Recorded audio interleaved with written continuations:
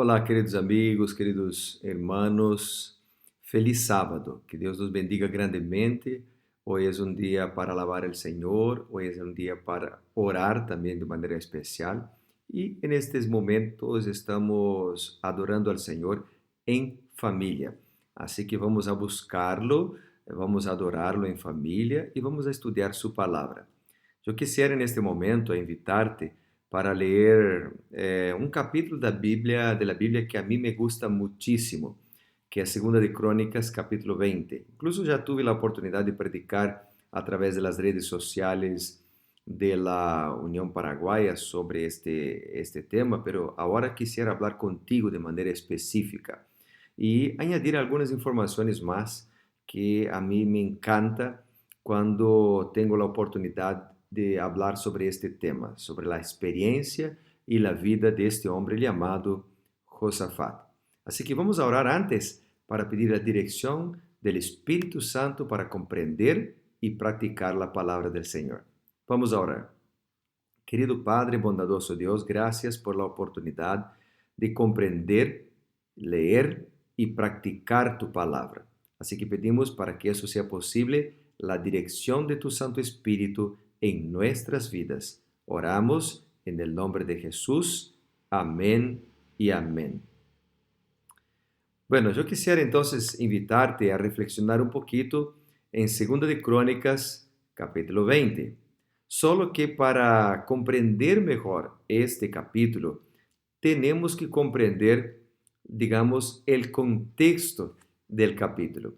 Solo para que tú sepas, el pueblo de Dios en este entonces estaba dividido en dos reinos.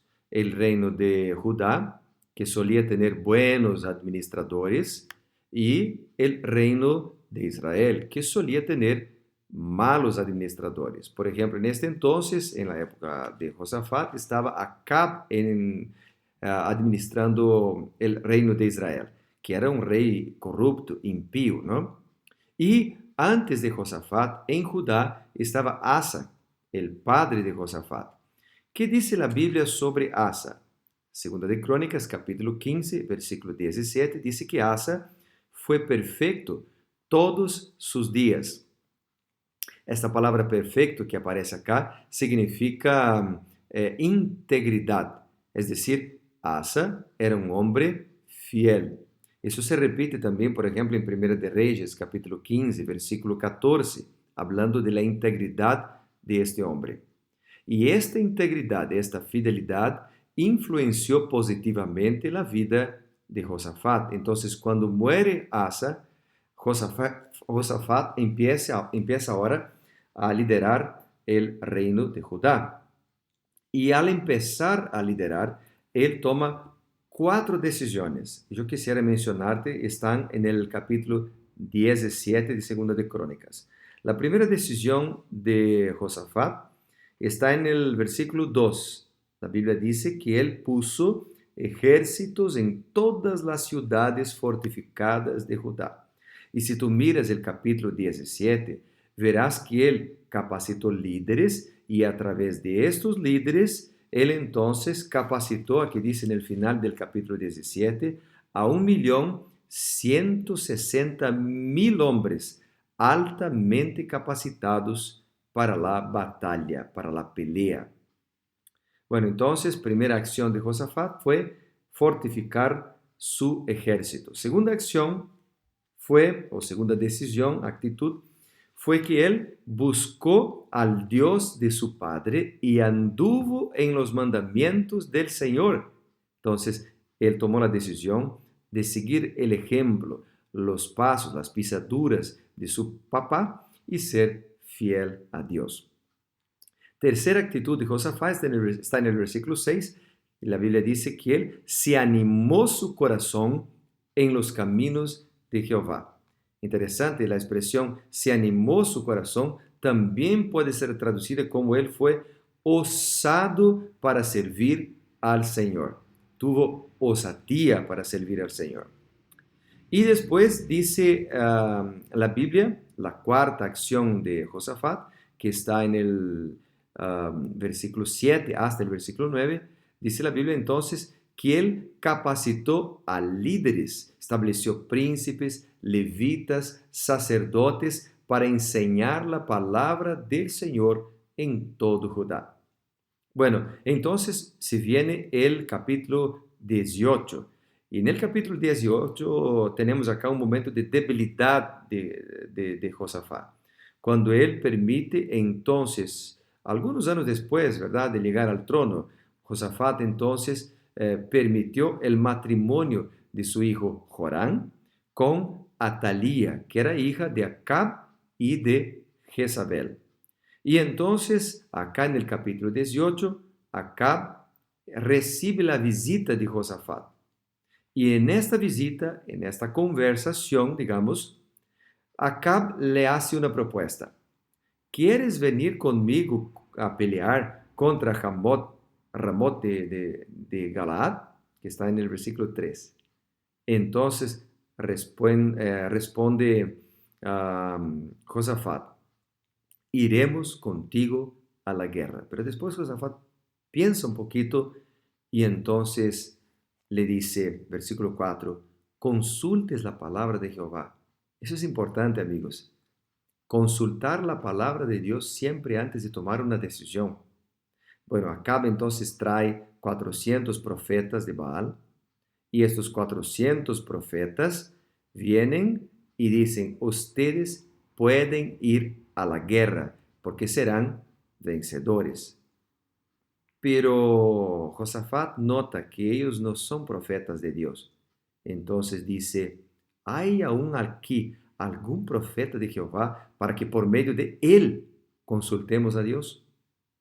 Y entonces Acab, que sabía lo que estaba haciendo, sabía que los 400 hombres eran profetas falsos, llama a Micaías.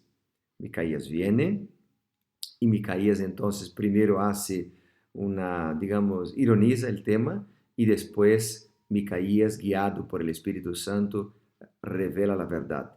Ustedes no tienen que meterse en esta guerra. Ustedes no pueden ir en esta guerra porque se van a morir. Bueno, aquí hay un hecho muy interesante, ¿no? Habían 400 profetas o profetas falsos que decían, pueden ir.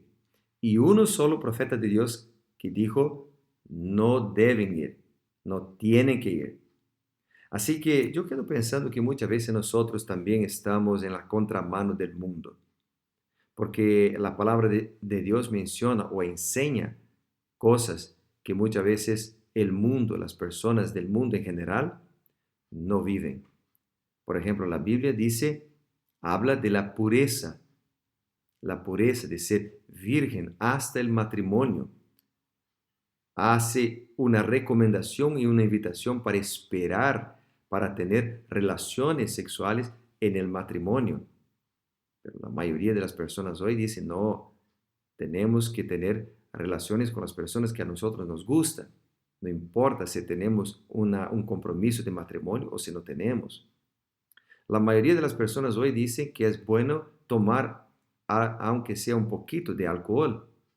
Pero la Biblia dice, ni una gota deberíamos tomar, porque para preservar nuestra salud y también para tener una mente clara para discernir la voz de Dios. Y hay otros mensajes, otras enseñanzas en la Biblia que muchas veces nos pone en la minoría. Pero la minoría con Dios es la mayoría. Nada sin Dios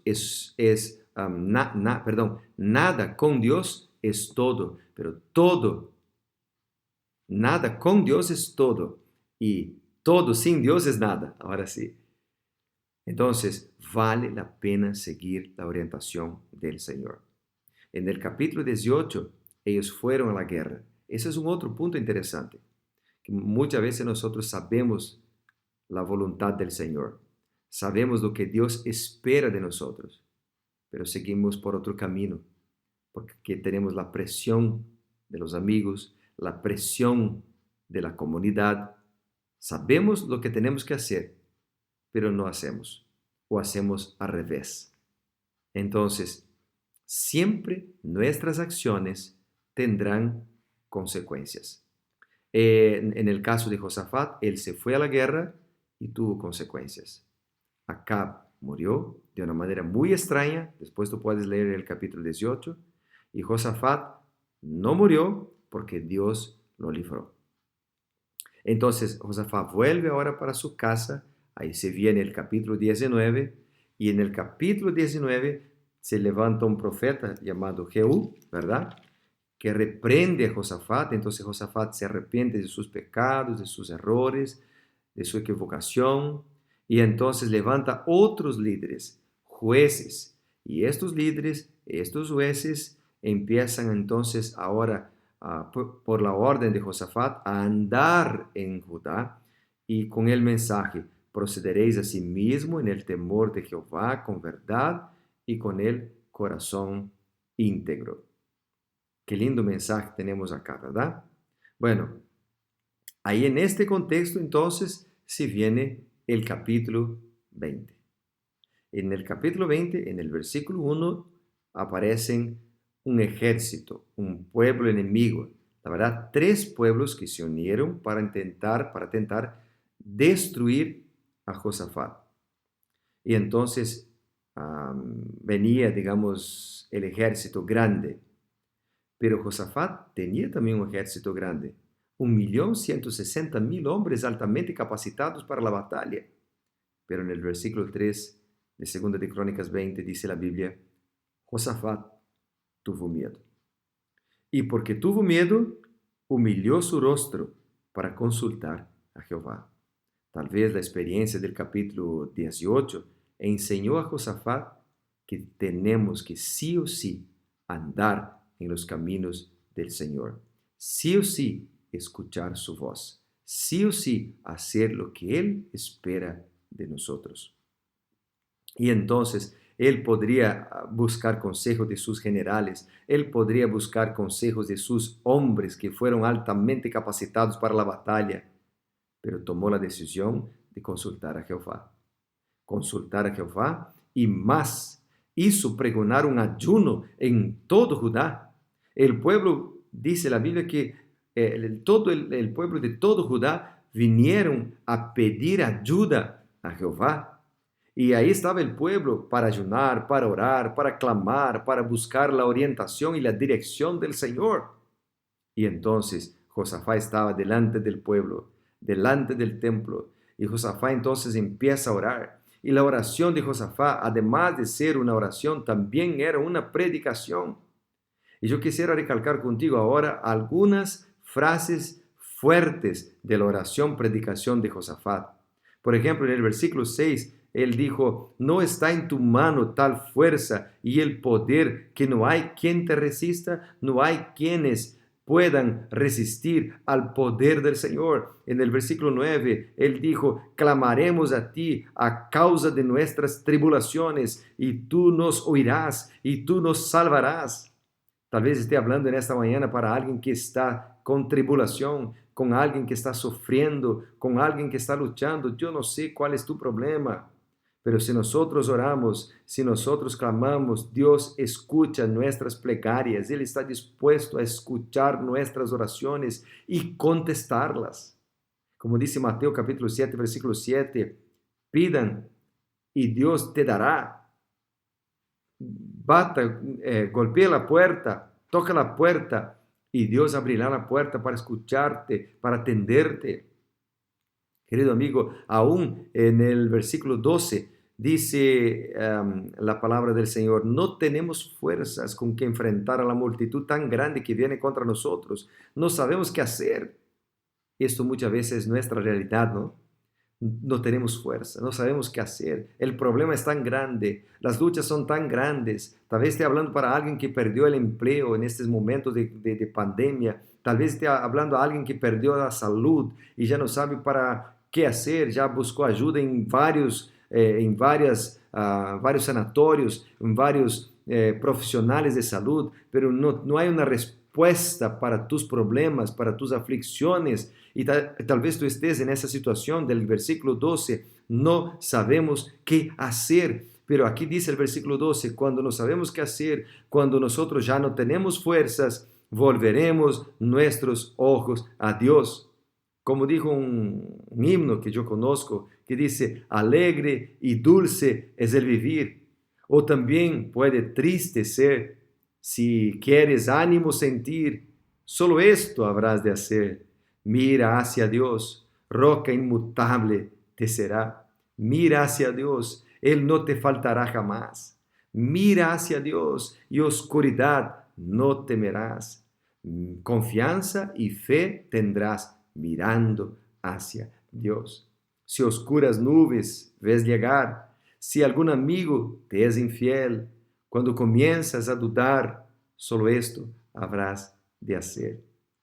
Cuando no anhelas la oración y ves tu fe desfalecer, si vagas lejos del Señor, solo esto habrás de hacer. Mira hacia Dios, roca inmutable te será. Mira hacia Dios, Él no te faltará jamás. Mira hacia Dios y la oscuridad no temerás. Confianza y fe tendrás mirando hacia Dios. Querido amigo, vamos a mirar hacia Dios. Él nos dará fuerzas. Y entonces viene el centro del capítulo 20, que es el versículo 14. El versículo 14 empieza en esta versión que yo tengo con la letra Y, ¿verdad? Y estaba allí Jaziel. Pero algunas versiones de la Biblia dicen, entonces estaba allí Jaziel y sobre él vino el Espíritu de Jehová en medio de la reunión.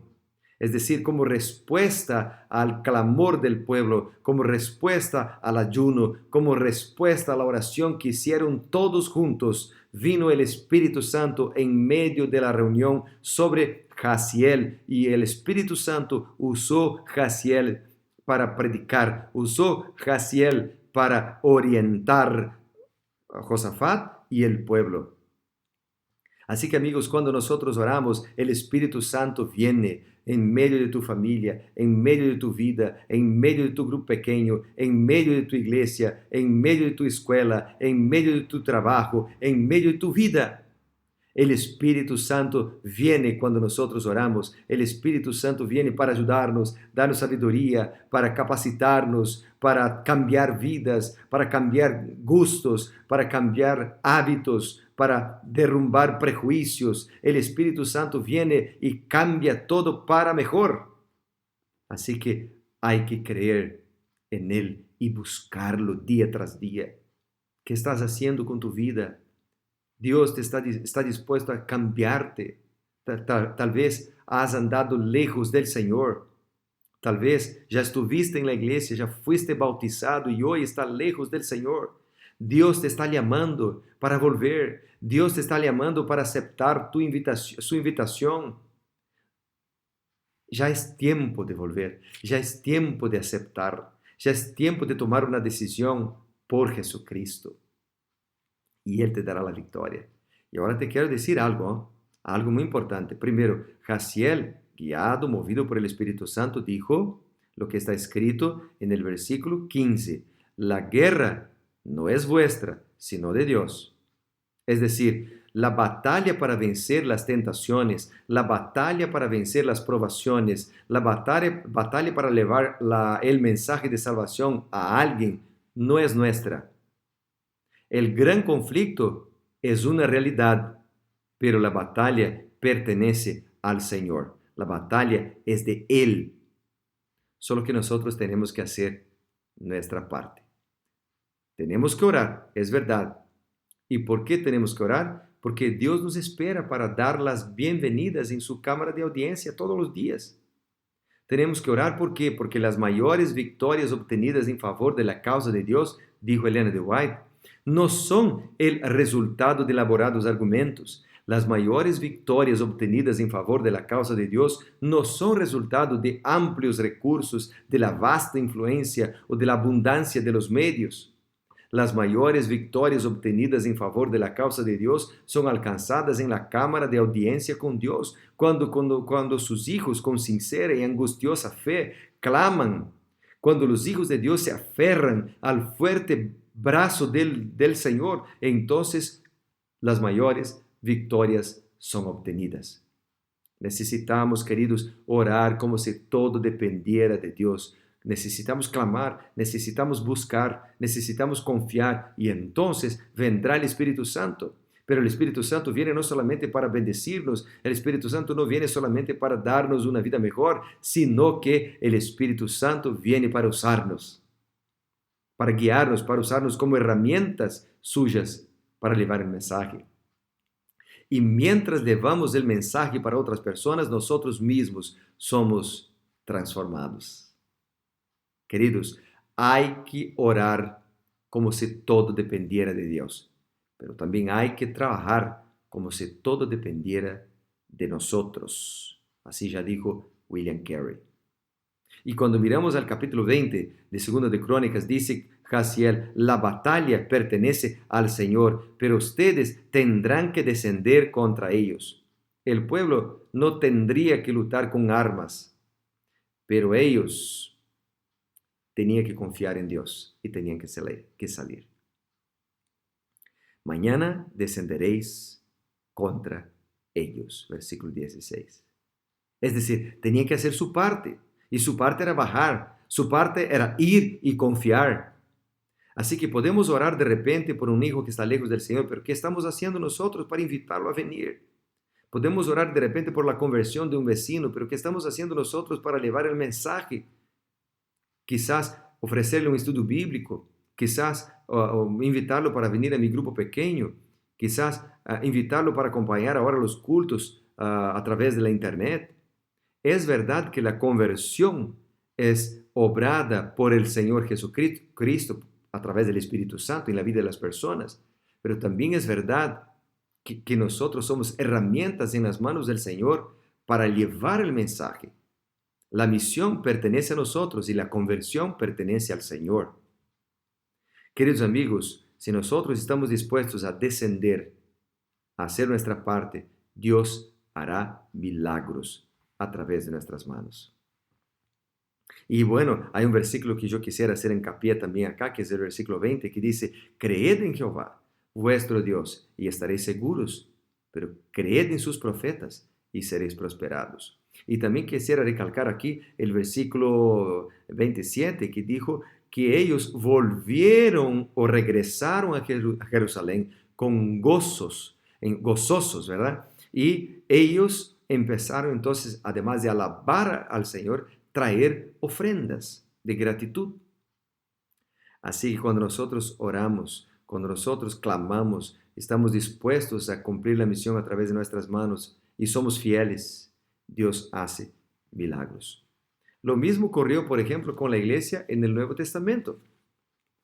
Acá en Hechos capítulo 2, por ejemplo, cuando fueron bautizados alrededor de 3,000 personas, dice la Biblia que ellos, los 3,000 que fueron bautizados, perseveraban en la doctrina de los apóstoles. Eso está en Hechos 2, 42.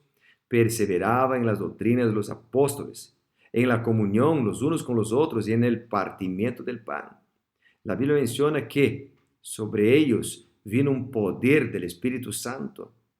Y dice que todos los que habían creído estaban juntos, tenían un foco, una misión.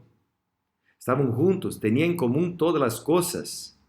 Y dice que vendían sus propiedades y bienes y repartían para la obra del Señor. Es decir, eran fieles en su mayordomía.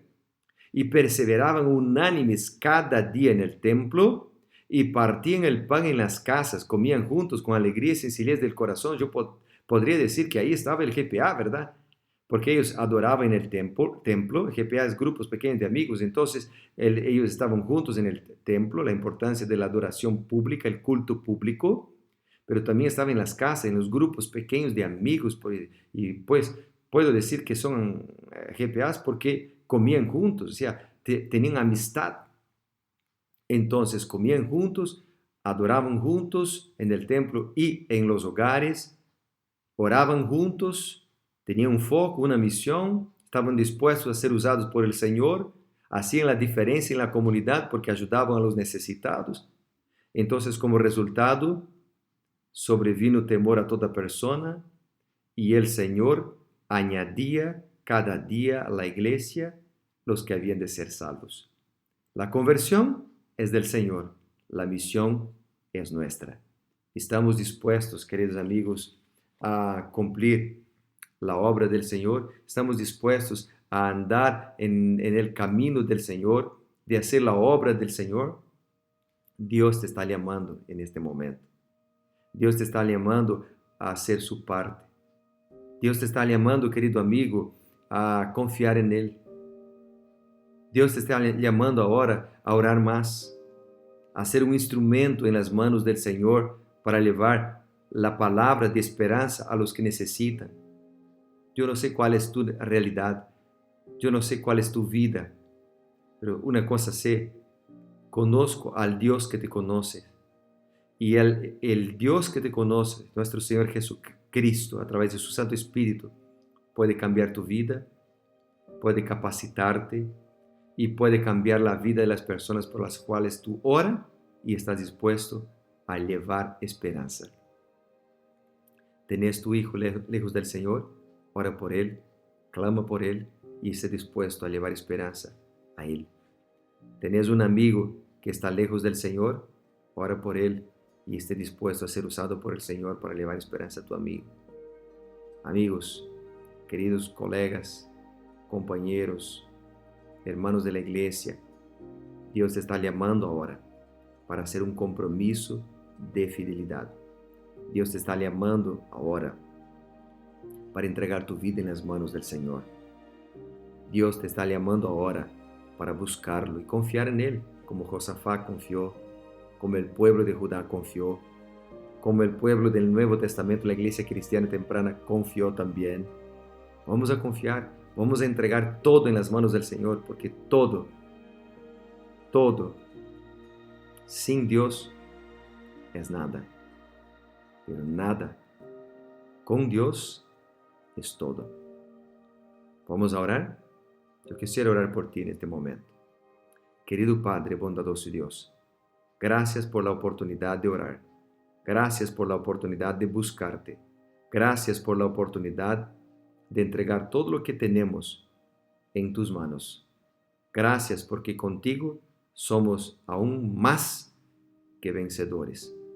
Así que, Padre amado, yo quiero orar por mis amigos que tal vez estén sufriendo, luchando con una tentación, una provación. Quiero orar, Padre amado, por los que están luchando porque están sin trabajo, por los que perdieron la salud. Quiero orar por los líderes de la iglesia, por los que están estudiando tu palabra, por los que tomaron la decisión de ser bautizados. Fortalece, guarda y cuida, pues yo oro en el nombre poderoso de Jesucristo, nuestro Señor y Salvador. Amén y amén. Que Dios te bendiga muchísimo. Gracias por estarmos juntos en este momento. Ñande Yara, Tapendero Basá. Chao, chao amigos. Feliz sábado. Bendiciones.